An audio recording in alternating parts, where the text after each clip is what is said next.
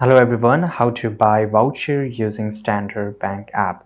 So this is really easy thing to do. So you have to just go to the Standard Bank application here. Once you open that application, you can also do it from the website here. Now navigate to the home screen. So you have to log in into your account first of all. So you can see on the top right, you will see this option. If you're using a phone, then you will surely get a login option in the center. Now here, just go and click on internet banking. Now here you have to log in into your account, and once you logged in into your account, tap on the buy option available on the home screen. Find the list of prepared services such as like vouchers here, and once you do it, choose the type of voucher you want to purchase. Option may include categories like food and travel or specific brands such as Uber. Fill in the information and email address of the person you wish to send this voucher to.